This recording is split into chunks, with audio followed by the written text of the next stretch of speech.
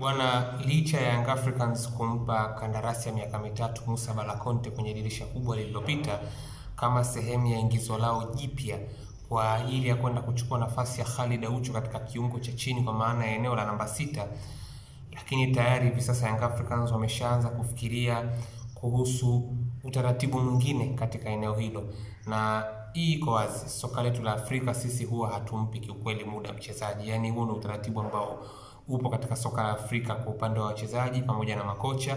Hali iko hivyo, na hii ni baada ya Young Africans kiukweli kutoridhishwa na kiwango hasa cha Musa Bala Conte. Unajua kuna watakao hoji kwamba pengine hajakuwa akipewa nafasi ya kutosha, kitu ambacho niliwahi hata mimi mwenyewe kukiweka bayana katika hii channel yangu, lakini ukweli ni kwamba taarifa nilizozipata kutoka katika chanzo ambacho kipo ndani ya klabu ni kwamba hata katika uwanja wa mazoezi kumekuwa kuna shaka kiukweli kuhusu kile ambacho Musa Bala Conte anakifanya, na Young Africans wameyaelekeza macho yao kwa Farouk Mohamed.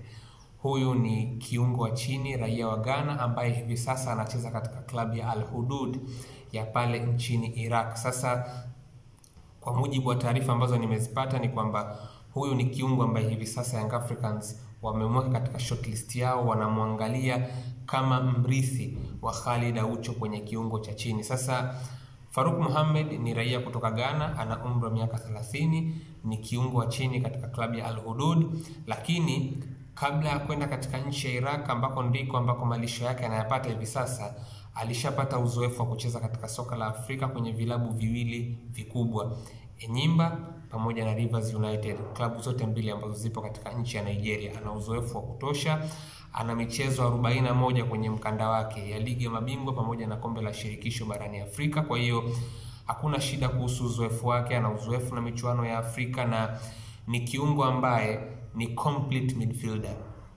Ni kiungo namba 6, ni kiungo wa chini, lakini ni kiungo ambaye anaweza kucheza kama namba 8, anaweza kucheza kama namba 10.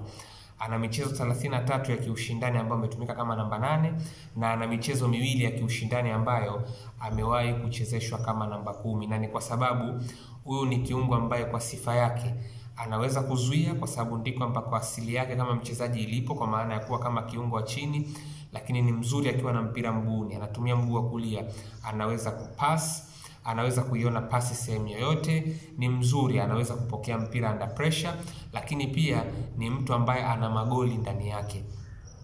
Kwenye michezo takriban 169 ambayo ameicheza kiushindani, ambayo nimeiona ambayo iko rasmi kwenye mtandao, ni kwamba amefunga jumla ya magoli 9 na assist 4. Kwa hiyo kuna magoli pia ndani yake. Kwa hiyo huyu ndo mchezaji ambaye Young Africans wamemweka katika shortlist kama miongoni mwa wachezaji ambao watawahitaji kwenye dirisha dogo kwa ajili ya kuja kuhudumu katika nafasi ya eneo la kiungo cha chini, eneo ambalo kiukweli kabisa kwenye soka la kidunia hivi sasa ni eneo nyeti. Yani kama unataka kuwa na muafaka wa kufanya vizuri kwenye michuano hasa ya kimataifa, basi unapaswa kuwa na namba 6 mzuri walau katika soka la Afrika. Hapa kwenye ligi ya ndani unaweza ukajaribu kuunga baadhi ya combination ukavuka, lakini kwenye michuano ya kimataifa na katika soka la kidunia hasa kwa wenzetu kwa ujumla, namba 6 ni essential. Na miongoni mwa vitu ambavyo kiukweli Young Africans wanavifikiria mara mbili hivi sasa ni kumwacha Khalid Aucho bila ya kuleta mchezaji ambaye angekuja kuwa chini ya ubawa wake wakati ambao yeye alikuwa anaelekea kumaliza mkataba wake. Unajua kiukweli kabisa mimi napenda nitoe mfano wa Manchester City, namna ambavyo wamehandle situation ya Fernandinho ambaye katoka kutangaza kustaafu soka la kiushindani hapo jana. Wakati Manchester City walipokuwa tayari kuondokana na Fernandinho, hawakumwacha tu moja kwa moja. Huyu ni namba 6, kumbuka. Walimleta Rodrigo Hernandez Casante almaarufu kama Rodri. Alikuja wakati ambao bado Fernandinho yupo kwenye kikosi. Na kama kuna watu ambao unakumbuka vizuri, msimu wa kwanza wa Rodri haukuwa mzuri kiukweli. Yaani ulikuwa ni msimu average at best. Msimu wake wa kwanza kabisa akiwa na Manchester City. Lakini City hawakuwa na wasiwasi, City hawakuwa wanaumiza kichwa, kwa sababu walikuwa wanajua kabisa Rodri ni mpango wa muda mrefu. Hata asipofanya vizuri sasa, Fernandinho yupo, yeye atapata muda ambao anauhitaji wa kuendelea kuadapt taratibu.